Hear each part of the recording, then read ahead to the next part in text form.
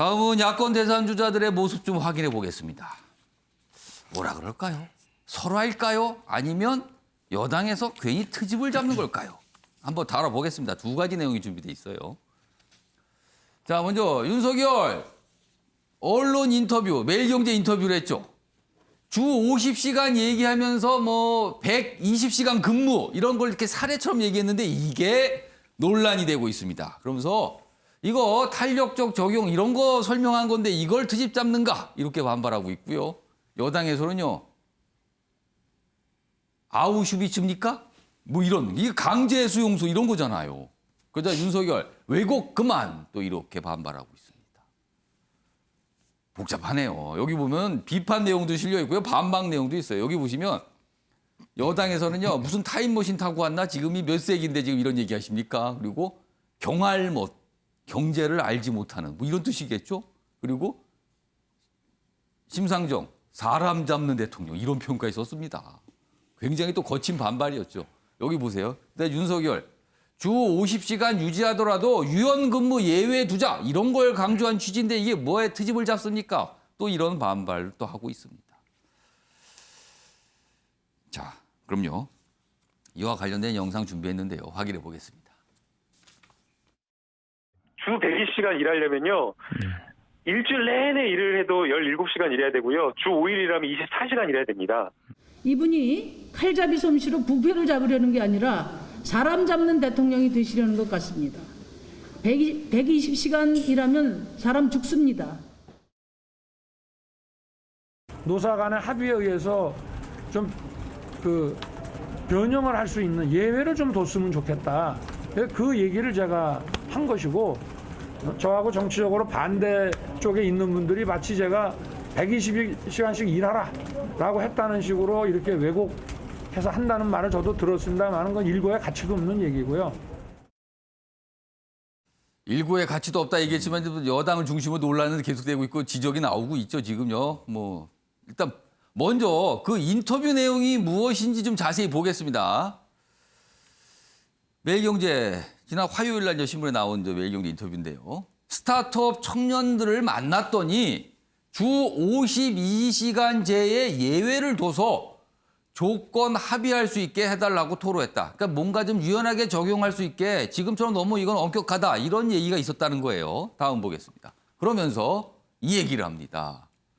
게임 하나 개발하려면 주 52시간이 아니라 일주일, 그러니까 주 120시간이라도 바짝 일하고 이후에 마음껏 쉴 수 있어야 한다. 이 얘기를 한 겁니다. 근데 여당 쪽에서 이 120시간 뭡니까? 라고 이제 문제를 삼은 거예요. 다음 보겠습니다. 김영배 민주당 최고위원, 영국 산업혁명 시기 노동시간이 주 90시간, 나치 아우슈비츠 수용소가 주 98시간 노동. 그러면서 아우슈비츠입니까? 이렇게 물어본 거죠. 반발한 겁니다. 이런 표현까지 등장을 했습니다. 지금요. 자, 이 얘기 좀 해보겠습니다. 김학우 의원님. 네. 괜한 트집 잡기입니까? 아니면 설화입니까?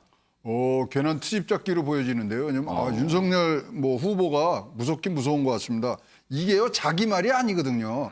게임업체 스타트업하고 대화 시에 예. 전에 들은 얘기를 이렇더라고 그런 말이 있다더라. 예, 있다더라 얘기한 건데 윤석열 후보의 진짜 정책인 양 지금 나오고 있는 부분들이 예. 사실은 조금 왜곡되게 지금 얘기를 하고 있는 거 아니냐 이렇게 보여지는데요. 어쨌든 간에 하여튼 본인 얘기는 절대 아니고 본인이 그런 얘기 뜻으로 한 건 아니다 생각하는데요. 이게 이제 소위 말하는 기준을 달리하는 거죠. 일반 노동자 기준에서 52시간 이거는 맞는 거고 거기에 따라서 이런 특수한 업종에 대해서는 직종이라든가 산업, 기업 이런 거에 대해서는 예외적인 허용을 해야 된다는 부분 아니냐. 이제 등등이 좋게 보는 입장에서는 그렇게 해석을 해야 되는데 예. 이제 악마의 편집이라 그럴까요? 거기에 이제 들어온 것 같고요. 사실 그런 걸로 따지면 우리 변호사님 계시지만 시험 볼 때 예. 일주일에 52시간만 공부하고 시험 보나요? 주말은 노시나요? 200시간 이상 공부해야 되잖아요. 할 때는 해야 되는 부분들이 있고요.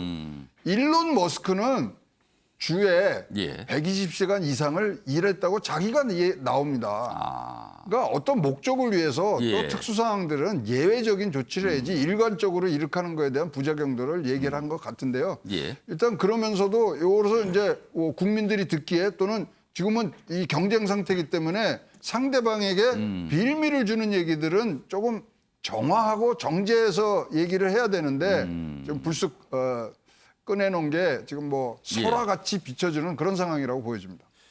제가 저 인터뷰 현장에 있었거든요. 근데 이런 이해를 많이 제시했어요. 이 질문에 대해서. 52시간제에서 어떻게 생각하면서 약간 좀 비판을 하면서 예를 제시하고 뭐 탄력 근무제라는 게 있긴 하지만 좀 부족해서 유연한 근무체제 이게 필요하다 그러면서 사례를 들었는데 120시간 얘기를 딱 한 거죠. 그 자리에서. 그랬습니다. 자, 정유 변호사. 네. 정유 변호사 보시기에는 이게 설화입니까? 트집잡기입니까? 어떻게 보세요? 저는 정책에 대한 공부가 전혀 안 돼 있구나라는 생각이 오히려 부족한 것 들었습니다. 같다는 거네요. 네, 그렇습니다. 탄력근무제. 그러니까 본인이 형사 전문 분야로서 특수검사가 굉장히 오랜 이력을 뭐 인정받을 만한 경력이 있죠. 그런데 조금만 한 발짝 떨어져서 뭐 노동법이랄지 뭐 근로기준법이랄지 이런 부분에 대해서는 상당히 과문하구나. 왜냐하면 탄력근무제가 최근에도 또 개정이 돼서 상당히 종전이 3개월에서 한 6개월까지로 그렇습니다. 이 기간을 설정해서 이 근로자에게 친화적으로 근로 시간을 좀 유연하게 운영할 수 있는 체제를 갖추고 있습니다. 기간이 좀 늘어났죠. 소위 말씀 그렇습니다. 기간이. 윤석열 전 총장 같은 경우에는 그냥 문재인 정부의 정책에는 기계적으로 반대하고 보는, 그렇다고 본인이 어떤 미래 대안을 제시하지는 못하는 이런 국면이 정말 재현되고 있는 것 아닌가. 본인이 문재인 대통령과 선거 치를 거 아니지 않습니까? 그렇다면 뭔가 정책적으로 승부수를 던져야 되는데 현재 진행 중인 정부의 정책에는 무조건 반대하는 비판을 위한 비판, 반대를 위한 반대를 하고 있구나라는 생각이 들었고, 또 하나는 참모진의 역량을 거론하는데 예. 이런 언론 인터뷰를 하거나 대중 앞에서 이야기를 할 때 물론 참모들이 어떤 밑작업을 해서 건네주기는 하죠. 그렇지만 어떤 그 순간적으로 질의에 대해서 대응하고 예. 또 그 상황에 따라서 본인의 입으로 이야기를 하는 것은 주자의 역량에 달려 있는 겁니다. 그런데 계속해서 실언이 나오고 예. 이게 실책이 나오는 것은 단순히 참모진의 역량 때문일 것인가? 이건 주자의 역량으로 봐야 된다라고 생각합니다. 그리고 당에 입당하면은 예. 당의 케어를 받아서 이런 부분이 저감될 것인가? 지금도 지금까지의 행보를 보면 예. 당의 케어를 받는다라고 해서 이런 일이 재판되지 않을 것인가, 재현되지 않을 것인가 이런 의문이 드는 그런 행보를 하고 있어서 참으로 안타깝습니다. 일단 이 사안이 하나 있고요. 다음 사안도 있습니다. 어제 윤석열 전 총장이 대구를 방문했죠. 그리고 여러 가지 일정을 소화했습니다. 그리고 그 과정에서 나온 이야기입니다. 코로나 초기 확산, 대구 아니었으면 밀란이 났었다. 뭐 이런 얘기도 있더라. 이거 역시 어떤 얘기가 있더라 이렇게 전했어요. 근데 이제 여당에서는 밀란이라고요? 여길 이제 또 주목을 한 거예요. 여기 아래로 가겠습니다. 뭐 대구에 대해서 여러 가지 좀 좋은 얘기를 했어요. 가서 기득권 수호 보수 이 지역에는 없다. 그래서 여권에서는 밀란 발언 이거 지역 감정 불 붙이는 겁니까? 이렇게 반발을 한 거예요. 근데 윤석열 인내로 위기 극복했다는 뜻입니다. 왜 그러세요? 또 이렇게 또 반발하고 있고요. 자, 그럼요. 이 발언이 과연 어떤 건지 자세히 좀 들어보겠습니다. 이 대구의 이 코로나 그 확산을 저지하기 위한 그 의료진과 이 시민들의 그 노력을 지원해주기는커녕 뭐 우한 봉쇄처럼 대구를 봉쇄해야 된다는 그런 참 철없는 그런 미친 소리까지 막 나오는 그 와중에 대구 이 시민들의 그 자존심이 굉장히 그 컸을 것으로 그 상실감이 컸을 것으로 이제 생각을 하고 초기에 이 코로나가 확산된 곳이 대구가 아닌 다른 지역이었더라면 정말 이 질서 있는 그 처치나 이런 그 진료가 안 되고 아마 밀란부터 일어났을 거다 하는 얘기를 할 정도로 정말 이 지역분들이 그 자부심을 가지고 정말 애를 많이 쓰셨고 그러면서도 정말 티 안 내고 당연히 해야 될 일을 하는 거라는 그런 마음으로 이렇게 해주신 거에 대해서 정말 아주 깊은 경의를 표합니다. 그야말로 억가 정치의 대표가 아닌가 생각합니다. 억지로 까는 정치는 완전히 구태 정치. 이준석 당대표조차도 그런 정치하지 말자고 하는 판에 너무 시대에 뒤떨어진 것이다 이렇게 생각합니다. 왜 이걸 억지로 까서 국민을 분열시키고 대구의 지역 감정을 하는 언어를 하는 것은 대통령 예비 후보의 격에 맞지 않는 언어다 이렇게 생각합니다. 김재욱 교수님. 대구 거기서 이제 밀란 뭐 그런 얘기를 한 거예요. 그러면은 대구니까 밀란이 안 났다. 그럼 다른 지역은요? 이렇게 되잖아요. 그러면 연결이. 그래서 지금 여당에서 그런 부분을 문제 삼고 있는 거예요. 이거 어떻게 들으셨어요? 제가 볼 때는 뭐 제가 검사를 해보지 않았지만 검사가 기자랑 대화 나누는 느낌이에요. 그 말하는 발언 내용들을 보게 되면 그러니까 국민을 대상으로 하는 거거든요. 말 하나하나가 국민의 감정을 건드리는 거고 국민의 정서에 화답하는 얘기를 해야 되는데 제가 볼 때는 본인이 가지고 있는 자기 관점이 옳다라고 하는 검사들이 대부분 그렇죠. 자기가 수사해버리는 게 맞다라는 생각을 가지고 얘기하는 것 같은데요. 또 그리고 또 메시지가 너무 하나의 메시지가 너무나 많은 내용들을 담으려고 해요. 보니까는 뭐 예를 들면 국민의힘과는 다른 보수 색깔을 드러내려고 그래서 뭐 기득권 타파와 국민권리 증대 그 대구 가서 얘기하는 겁니다. 그다음에 뭐 리버럴한 진보 도시 또 이상한 또 정의를 내리고 그다음에 또 이제 대구 봉쇄를 통해서 또 이제 지금 민주당을 비판하는 그러니까 대구에 내려가서 너무나 많은 메시지를 던지다 보니까 예. 그 메시지 자체가 혼선이 있는 거고 뭘 사실 뭐 얘기하는지 소개는 안 드렸지만 박근혜 전 대통령에 대한 어떤 평가도 있었어요. 그러니까 뭘 얘기하는지 잘 알 수 없는 상황인 예. 거고요. 그러니까 예를 들면 적어도 정치인이 어느 지역에 내려가서 어떤 소재를 가지고 어떤 메시지를 던질 것인가에 대해서 정해져 있어야 되는데 제가 볼 때는 정리가 잘 안 된 것 같고요. 그러다 보니까 또 정책을 들면 아까도 뭐 얘기가 나왔습니다만 제가 볼 때는 최근에 정책 3탄자 실패한 내용들이 많은 것 같아요. 예를 들면 사드 배치 같은 경우도 마찬가지인데 제가 볼 때는 한중 관계 오히려 혼선을 빚게 만들었죠. 또 인터뷰를 통해서 한 얘기죠. 네, 그다음에 또 세금 문제도 세금 뭐 안 걷는 게 낫다? 걷는 것보다 제가 볼 때 대통령으로 나오기 위해서 정부를 운영하겠다는 분이 세금을 걷지 않으면 어떻게 국가를 운영할 수 있습니까?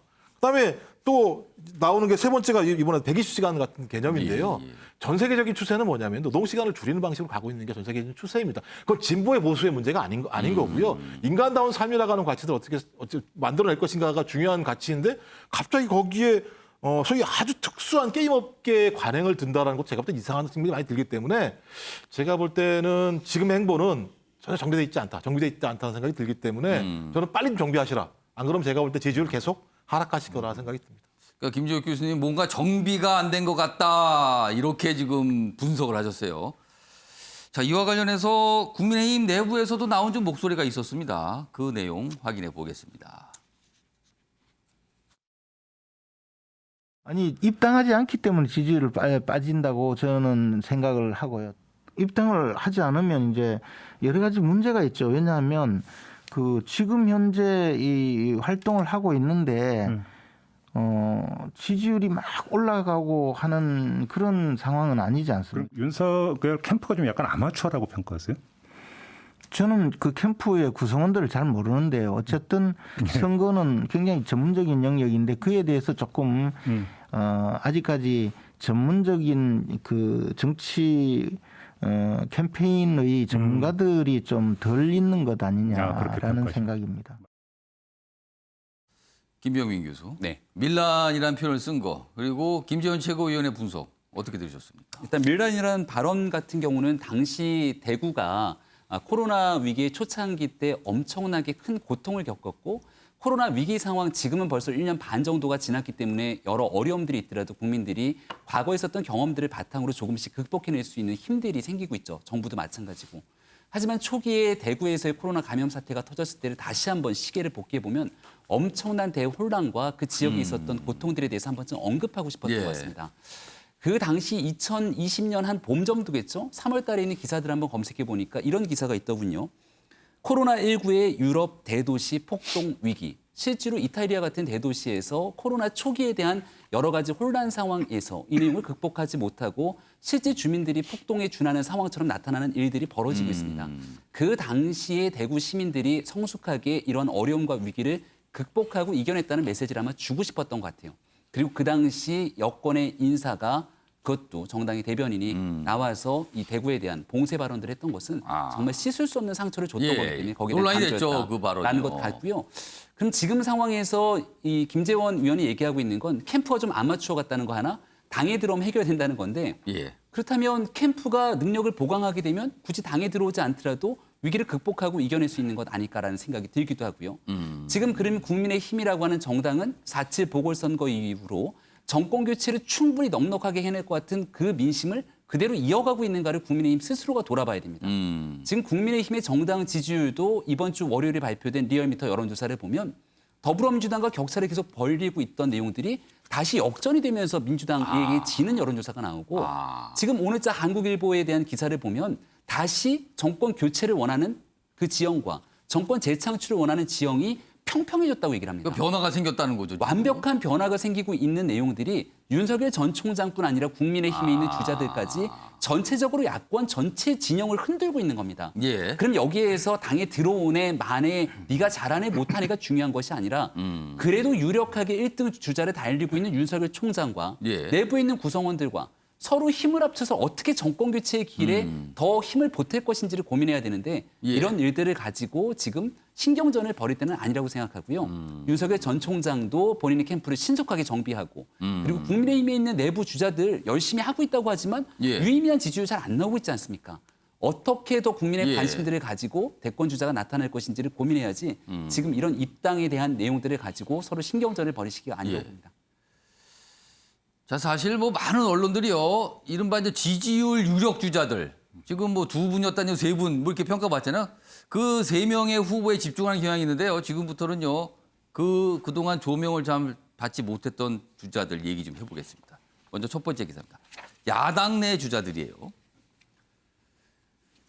윤석열, 최재형의 관심 뺏긴 홍준표, 유승민 지지율 올리기 안간힘을 쓰고 있다. 안간힘이다. 그러면서 여러 가지 뭐 정책 발표도 하고 얘기도 하고 현안에 대한 의견도 표출하고 있죠. 여러 가지. 그래서 이걸 안간힘이라고 했어요. 그래서 여기 보면 유승민 연금개혁 이런 얘기 강하게 하고 있죠. 그리고 홍준표 뭐 최저임금 뭐 주 50시간 이런 얘기도 또 강하게 하고 있습니다. 정책에 대한 집중을 하고 있는 모습이에요. 다음 기사 하나 더 보겠습니다. 원희룡 제주지사는 이미 뭐 대선 출마 의사를 밝혔죠. 그리고요 25일 정도에 공식 출마선을 한다고 좀 나와 있어요. 그리고 어제 기자협회 후보 토론회에 참석을 했는데 윤석열, 최재형 정권 교체 주연 대기에는 좀 부족하다. 문제가 있다. 또 이렇게 지적을 합니다. 자, 그럼요. 원희룡 지사의 이야기를 영상으로 확인해 보겠습니다. 지금은 검찰총장이나 감사원장 하셨던 분들이 주목을 받고 있지만 저는 여름 지나고 가을이 지나면 누가 문재인 정부보다 국정을 더 운영할 수 있느냐. 이 점에서 결국 국민들이 진지한 고민을 하게 되리라고 생각하는데요. 그렇게 되면 저는 지금보다는 당내 주자인 유승민 또는 홍준표 뭐 또 다른 뭐 분들이 그동안 당에서 정치 경험과 행정 경험을 가져왔던 분들 그리고 그 속에서 국정 운영에 대해서 어떤 시행착오라든가 불안감이 적은 분들 이런 분들에 대해서 좀 더 주목이 올 거라고 생각을 합니다. 다음은 홍준표 의원 얘기 좀 화면으로 좀 확인해 보겠습니다. 최재형 전 원장 입당 환영 성명 냈다. 윤석열 전 총장은 아직 아군인지 적군인지 모른다. 알 수가 없다. 뭔가 견제하는 것 같기도 하고요. 김병희 교수. 네. 야당 내에서 3명입니다. 홍준표, 유승민, 원희룡. 지지율상으로 보면 안 뜹니다. 왜 안 뜨는 겁니까? 굉장히 다양한 정치 구력을 갖고 있죠.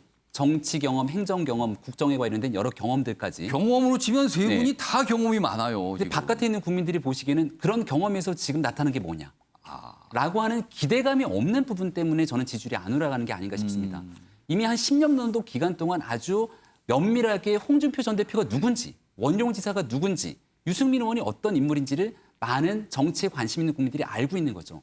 근데 여기에 대해서 지금 와서 새로운 얘기를 낸다고 하더라도 지금까지 걸어왔던 행보들이 있는데 갑자기 다른 얘기를 했을 때 이게 과연 가능하겠어라는 생각이 들 수도 있고 결국 지나간 행적을 통해서 평가들이 이루어지기 때문에 새로운 기대감들이 없는 것 아닌가 싶은데 그럼에도 불구하고 다시금 기대감을 갖기 위해서는 훨씬 더 파괴적으로 본인들의 역할들이 있을 때 국민들이 한 번쯤 눈길을 가지 않을까 싶습니다. 인지도는 높으신 거 알겠는데요. 기대는요 아직 뭐 이런 거네요. 지금요 상황은. 자 이런 가운데 추미애 후보 역시 최근에 언론에서 여러 가지 얘기를 합니다. 그리고 본인과 관련된 얘기도 하고요. 그 부분은 영상으로 확인해 보겠습니다. 특별히 엄호를 한 게 아니고 이 지사나 누구나 다 제가 다 공천장을 드렸죠. 다 키운 거죠. 그런 거에다가 또 이제 너무 이 당내 경선에 좀 이렇게 금도를 넘는 인격 모독 이런 표현들은 제가 좀 있는 데서는 안 했으면 좋겠더라고요. 그랬더니 국민 누나가 됐다 이러더라고요. 그러니까 본인이 국민 누나가 됐다. 그리고 지금 나오신 분들 제가 다 키운 거잖아요. 뭐 이런 취지의 설명을 합니다. 김종혁 교수님 어떻게 들으셨어요? 제가 볼 때 국민 누나인지는 모르겠습니다만 조국 누나는 사실인 것 같아요. 제가 볼 때. 저는 그래서 뭐 그건 명확한 것 같고요. 저는 그래서 추 후보 저렇게 가시면 반전객이 잡기 어렵다라는 생각이 들고요. 본인이 얘기하는 뻥 잡는 매가 되기도 어렵다는 생각이 들어요. 왜냐하면 지금 당장 예를 들어서 뭐 아시겠습니다만 강요죄 같은 재판 같은 거 무죄로 나오고 있는 상황이기 때문에 본인이 손댄 것 자체가 대부분 다 무죄로 나오고 있는 상황이었어요. 제가 볼 때는 지금 상황이 아닌 다른 방향으로 가야 된다. 국민의 삶으로 가야 된다. 계속 이 문제로 가시게 되면 제가 볼 땐 전혀 지지로 올라가기 어려우실 거다 생각이 듭니다. 정의 변호사. 그러니까 이낙연, 뭐 이재명, 이낙연 후보 막 싸우는 것에 대해서 이러면 안 됩니다 하면서 내가 다 키우신 분들인데 임명장 줬잖아요. 뭐 이런 취지의 얘기를 했어요. 어떻게 들으셨습니까? 그렇습니다. 사실 셀프 국민 누나를 언급하면서 내가 당대표로서 공천을 해줬기 때문에 엄호를 한 거다. 내가 다 키운 주자들 아니냐라고 이야기를 했는데 그렇다면 당대표라는 직책에 대해서 추미애 전 장관은 이걸 섬기는 자리가 아니라 공천을 주면서 뭔가 내가 이게 하달하는 뭔가 위에 있는 이런 인식을 갖고 있구나라고 해서 비호감도가 상승하는 언급을 왜 본인이 했을까 좀 의아한 부분이 참 큽니다. 하여튼 목소리를 좀 내고 계세요. 근데 뭐 아직 지지율상으로는 여당 내 3위긴 하지만 아직은 많은 분들이 의미 있는 숫자까지 못 왔다 뭐 이런 좀 평가를 하거든요.